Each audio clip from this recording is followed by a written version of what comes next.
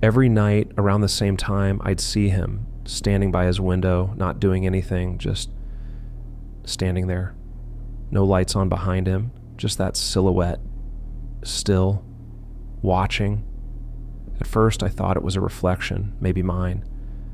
But when I waved, he didn't move, he just kept staring. I told myself not to overthink. People have lives, right?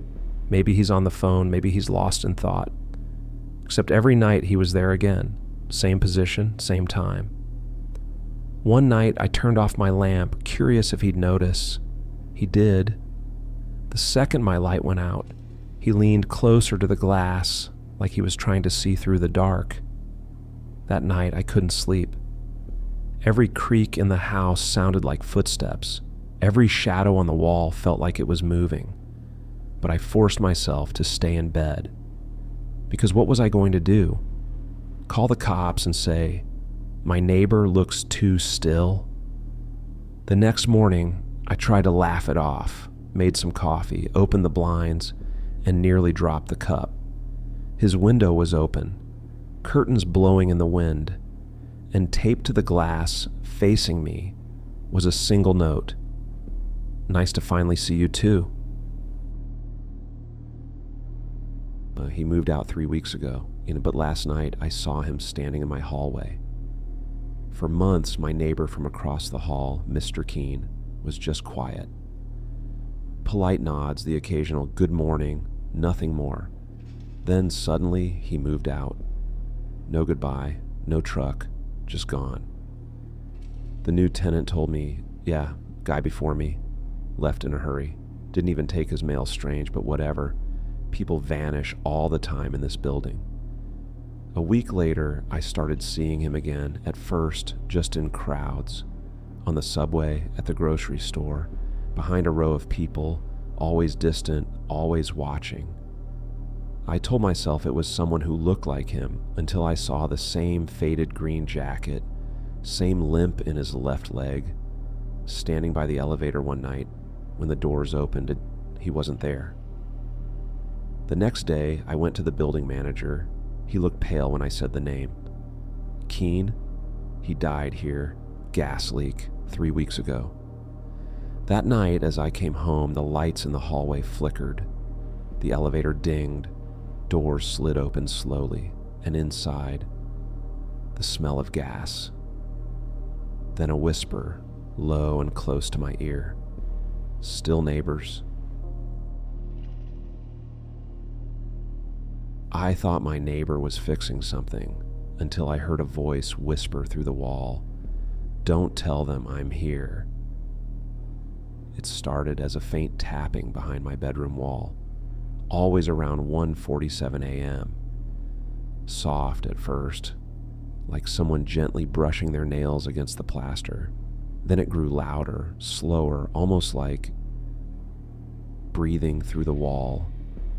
At first, I told myself it was rats or bad pipes, but when the tapping began answering my knocks, that theory died fast. 3 knocks from me, 2 knocks back. I asked my neighbor if he was fixing something late at night. He gave me that same weird smile. "Not anymore," he said, and shut the door before I could say another word. That night, I couldn't sleep. I put my ear to the wall and heard whispering, faint, trembling. I couldn't make out words, just the tone, terrified. So I recorded it. When I played it back in the morning, the voice was clear. A woman gasping between sobs, "Don't tell them I'm here." The building manager went pale when I showed him. He said that apartment's been sealed since last year's gas explosion. "No one's been inside since," he added. "Walls were reinforced." That night, I woke up to a new sound, dragging. Something heavy scraping against the other side. Then tapping again, but this time it came from the inside of my room, right behind my headboard. I turned on the light. A small crack had appeared in the paint, fresh, jagged, pulsing, and from inside it came a slow, shuddering breath. Then the whisper again, closer than ever. "Please, Open the wall." At first, I thought he was just lonely, but then I saw my toothbrush in his bathroom. It started small, too small to notice at first. A missing key, a pair of slippers slightly moved, the faint smell of my own cologne outside my door. I told myself I was imagining things, but then I began to notice him everywhere. The neighbor from apartment 3B, quiet, polite, always smiling too long. One night, I woke up at 3 a.m. to the sound of footsteps above me. Except he didn't live upstairs. I checked the hallway. Silence. But on my doormat lay a button from my coat, the same one I had lost 2 days earlier. The next morning, I met him in the hall. He smiled that same long, slow smile. "Sleep well?" he asked. I didn't answer. His eyes drifted to the small scar near my wrist, and he whispered almost softly, "I remember that one." That's when I decided to check my spare key. Gone. The lock had faint scratches around the edges, as if someone had practiced opening it. That night, I blocked my door with a chair and stayed awake. Around 2:40 a.m., the handle moved just slightly. Then again, metal clicked. I didn't breathe. After a few minutes, silence returned. In the morning, when I went to throw out the trash, I saw something inside his open storage unit, a shelf lined with familiar things. My coffee mug, my missing photo frame, my toothbrush, my scarf, and there, taped to the wall, a printed photo of me asleep in my bed. When the police arrived, the unit was empty. He'd moved out that morning. But sometimes when I brush my teeth, I still feel like he's standing behind me, waiting for me to notice what else he took. I thought moving to the quiet street at the edge of town would be a fresh start. A place with old maple trees and sidewalks that never felt crowded. But the house next door, it's like it was waiting for me. The first odd thing was subtle. A faint knock on my window at night, always when the street was empty. I ignored it at first, maybe a raccoon, a branch, but then I saw her, the neighbor, standing at the edge of her yard, staring at my house in the dark, not moving, not blinking, just watching. I waved once. She didn't respond. The next night, the same thing. Only this time, I could swear her head tilted unnaturally, almost like she was studying me.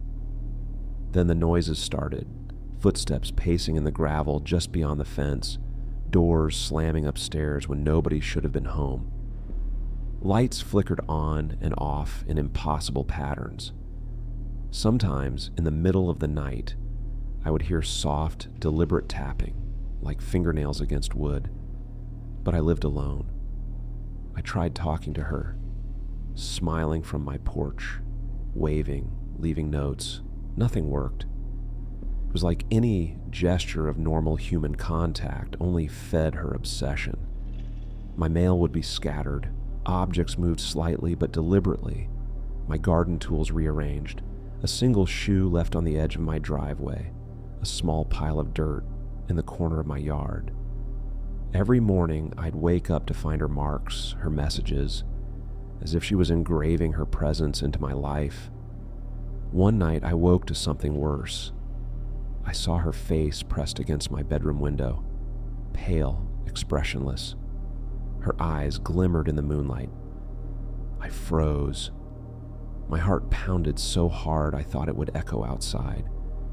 She whispered something, a sound I couldn't understand, then vanished before I could move. I checked the locks, every door. Everything was exactly as I'd left it. Sleep became impossible. Every creak, every shadow felt like her. I began seeing her everywhere, reflected in windows, glimpsed between trees, a silhouette standing still at the far end of the yard. My anxiety twisted into paranoia. I stopped leaving the house after dark. Even during the day, I felt her eyes on me, though I couldn't see her. Then came the escalation. One evening, I stepped outside to water my small garden. A line of small stakes appeared along the edge of my property, each topped with reflective tape, perfectly straight, too deliberate, and she was nowhere to be seen. The next day, I found my tools arranged in strange patterns, circles, triangles, lines, like some ritual I didn't understand. It wasn't just her anymore. Sometimes I'd hear whispers, faint voices that I couldn't locate, laughing or murmuring from just beyond the fence. My own shadow seemed to move differently, as if anticipating her presence. I started locking windows during the day, double-checking the doors, but nothing helped. I knew she was there, somewhere, always watching. Weeks passed. The harassment intensified.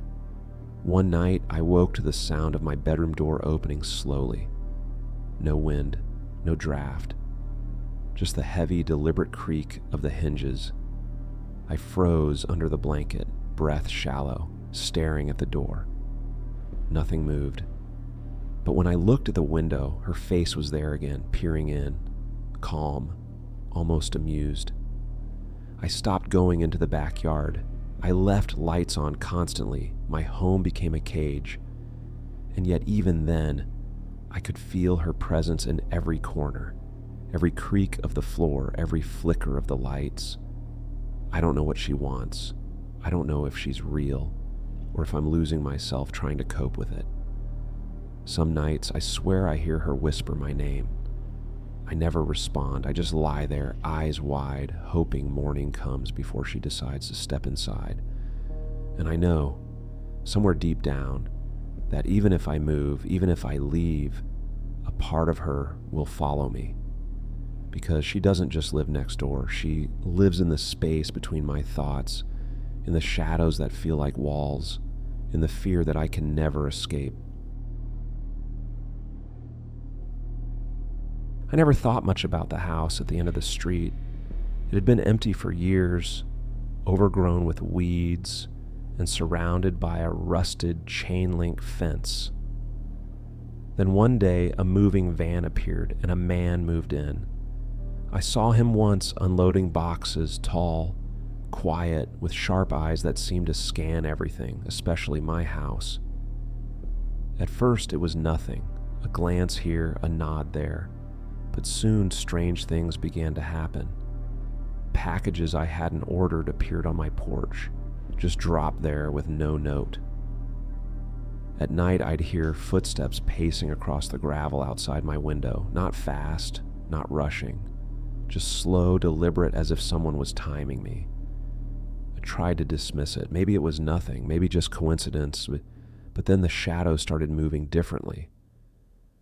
One night, I saw a dark figure standing at the edge of the yard, perfectly still, staring at my window. My heart pounded, but when I blinked, it was gone. No sound, no movement, nothing to explain it. It escalated.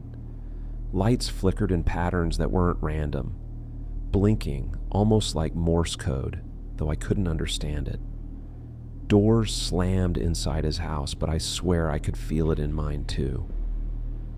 At first, I thought it was imagination until the mirror in my hallway reflected him standing behind me. I spun around, empty hallway. The reflection was normal, but the sense of being watched didn't leave. Then the notes started appearing. Small pieces of paper tucked under my door inside my mailbox, even slipped between window frames. No words, just tiny, precise sketches of my house, my yard, my room, lines marking doors, windows, corners, every detail accounted for, and always the same sharp, angular symbol I couldn't identify. I stopped answering my phone. I stopped checking the mail. I avoided the windows, but he didn't stop. One night I woke to the sound of my back door unlocking. My house was supposed to be empty. Every lock was fine in the morning, nothing moved. But I couldn't shake the memory of the lock turning in my handless door. Then I saw him again, closer this time, peering through the blinds, only the top half of his face visible, eyes glowing faintly in the dark. I swear he smiled just once before vanishing behind the curtains. I never saw him enter the house, never saw him leave. It was like he could exist outside of normal space, a shadow tethered to my life. Sleep became impossible. Every creak of the floor, every wind gust, every passing car felt like an intrusion. I started leaving lights on, doors double locked, blinds drawn tight. I moved my bed against the wall opposite the window, thinking distance would help. It didn't. I could still feel him there, lurking in the corner of my vision, a presence I couldn't escape. I tried to leave just once, driving away for a weekend. When I returned, something had changed. The lawn, once overgrown, now had a single straight path cut across it, leading directly to my door. No footprints, no signs of movement, just a path perfectly trimmed as if someone had planned my arrival. Now, every time I step outside, I feel the eyes before I see them. Every evening, as the sun sets, I glance at the end of the street, half expecting him to emerge from his house and start his slow walk down the gravel driveway. Sometimes I swear I see movement in the second-story window, a shadow of someone standing there watching, always watching. I don't leave my house at night anymore. I don't answer knocks, I don't open doors, and I avoid the windows. But the feeling never goes away. The knowledge that he is there, that he is counting, observing, learning. It's a weight pressing down on me constantly. And I know it's only a matter of time before the boundaries of my home, my safety, mean nothing to him because he doesn't just live next door. He lives in the silence, in the shadows, in the spaces where I thought I was alone. And I fear the moment I realize he never really needs to enter my house to be inside it. I never thought a long train ride could feel so short and terrifying until I met him. It was a late-night sleeper train from Berlin to Vienna, nearly empty except for a handful of passengers. I found my seat in the middle carriage, a small compartment for two. I assumed the other seat would stay empty, but soon enough the door creaked, and a man in a dark hoodie slid inside.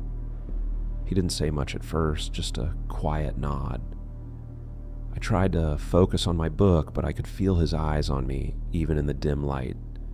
At first it was just subtle glances, too quick to notice, then just long enough to make you shift uncomfortably. Hours passed. The rhythmic clack of the train and the muted conversations from the corridor were the only other sounds. Then the whispers started, soft, barely audible, but unmistakably human.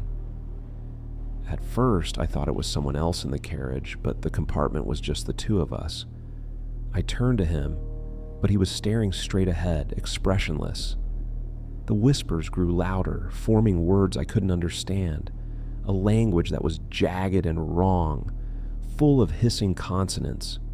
I tried to tell myself it was exhaustion, the isolation playing tricks on me. But when I tried to sleep, I felt his hand brush against mine. I jolted awake and he was gone from his seat, but the whispers continued, echoing in the compartment like they were inside the walls. My pulse spiked. Over the next hour, small, impossible things kept happening. My bag moved from under the seat to the opposite side of the compartment. The small reading light flickered even though the switch was off. I could hear soft breathing, matching my own, as if someone or something was copying me. I started documenting the events in my phone, timestamps, movements, strange sounds. Everything I wrote seemed to vanish when I looked back. Then the train stopped at a deserted station. I thought maybe he would get off, maybe it was my only chance. I peeked through the small window. But the platform was empty. Dark, silent, completely empty. I exhaled and turned around. He was sitting there again, right where he had been, smiling. Not a normal smile, though. It was too wide, too still, as if carved from porcelain.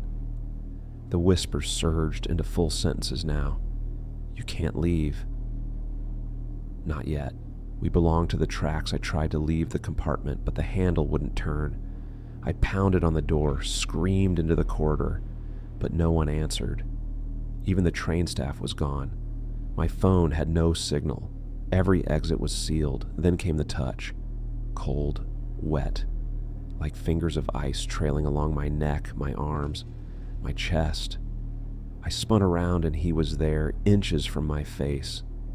He leaned in close, whispering words I somehow understood in my mind. "We've been waiting for you." Suddenly, the train lurched violently. I was thrown to the floor, hitting my head. When I opened my eyes, everything seemed normal. Daylight was spilling into the compartment. The train was moving smoothly, and I was alone. My bags were in place. My phone was fine. No trace of him. I left Vienna in a daze, telling myself it was a dream, a hallucination brought on by sleep deprivation. But weeks later, I received a letter at my apartment. No return address.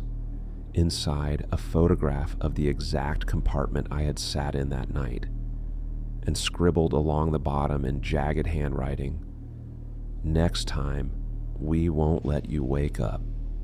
I never took a night train again. I used to think my neighbor was just lonely. Now I know he was hunting. It started the week I moved into the new apartment.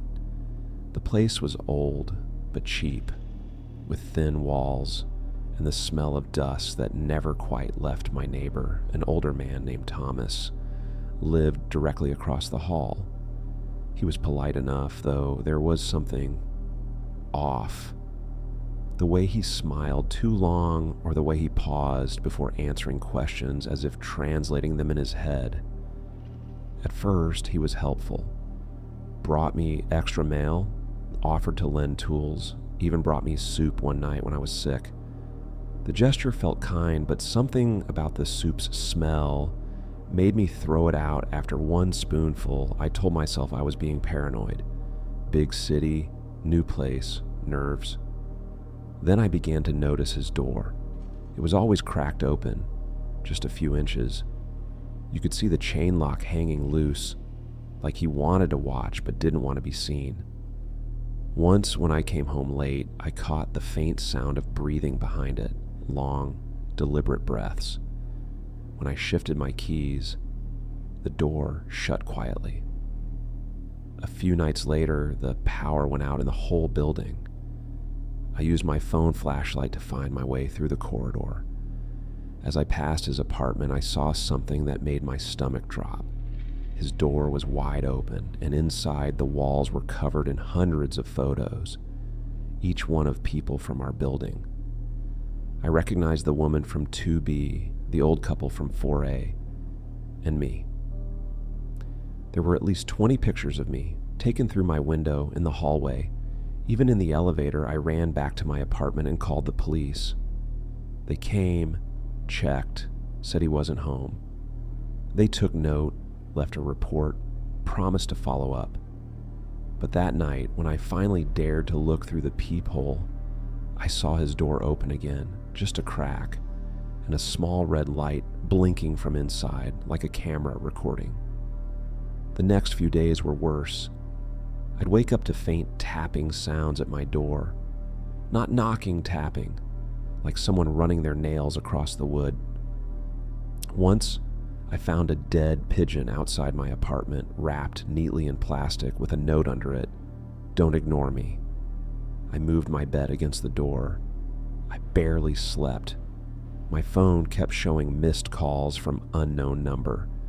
Each voicemail was just static, but if you listened closely, you could hear faint breathing. I reported everything, again. The police checked his apartment, empty, no sign of him. He'd disappeared. A week later, I started to think maybe it was over. Maybe he'd been caught or left town. I began unpacking boxes again, trying to feel normal. Until one morning, I opened my wardrobe and found a small hole in the back panel. A perfect round hole that looked out into the dark space between my apartment and the next the hole wasn't there before. When I bent closer, I heard breathing, slow, patient, and then in the quiet, a whisper that froze my blood. You shouldn't have thrown away the soup. I moved out that same night, left everything behind. 2 months later, the building manager called me, said they found something strange when renovating Thomas's apartment, a narrow crawl space hidden behind the wall, connecting straight to mine. Inside, they found a mattress, empty food cans, and dozens of cameras pointed toward where my bed used to be. No one ever found Thomas. But sometimes, when I stay in a hotel or visit a new place, I still check the walls for holes, because I know he's not gone. He's just moved next door again. I thought my new neighbor just worked night shifts.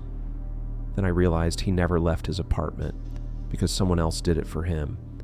When I moved into Unit 312, the guy next door introduced himself as Caleb Tall, polite, normal, maybe too polite, the kind that smiles a little too long after you stop talking.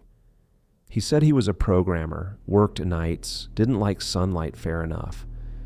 But over the next few weeks, something kept bothering me. Every time I left for work, his door was slightly open, always the same crack, like someone forgot to close it fully. And sometimes I'd hear whispering from inside. One voice, then two, then silence. Once I passed his door and heard him arguing with someone, except there was no one there. His voice would shift, deeper, raspier, then switch back, calm and measured, like two people fighting for the same throat. I tried not to get involved, but one night, the hallway smelled like bleach, the kind that burns your nose. I peeked under his door, light flickering. Someone was pacing, barefoot, dragging something heavy across the tiles. The next morning, I saw Caleb leaving the building with garbage bags. He looked different. Same clothes, but he walked oddly stiff, like his joints didn't bend right. And his skin, grayish, damp. He smiled at me, but it was off, too wide, like he'd forgotten how human faces work. A few hours later, building maintenance knocked on my door. Hey, just letting you know, apartment 313's finally cleared out. Police found the tenant's body last night. You were next door, right? I blinked. Wait, Caleb lived in 312. The man frowned. No, 312's been empty for months. He was 313. I turned to look at my wall, the one that separated our apartments. There were fresh cracks in the plaster, and from behind them came a faint, wet sound, like breathing. He said the man next door never existed, but I have his mail, his keys, and the sound of him crying through the wall. I moved into apartment 407 after the last tenant vanished. The landlord said the guy had just up and left. No forwarding address, no notice, just gone. But his name was still on the mailbox, Nathan Cole. The first night, I heard crying through the wall. Quiet at first, then sobbing. Male voice. I knocked once, it stopped instantly. Next day, I asked the landlord if 408 was occupied. He frowned. 408? No, hasn't been rented for months. You sure you didn't hear the pipes?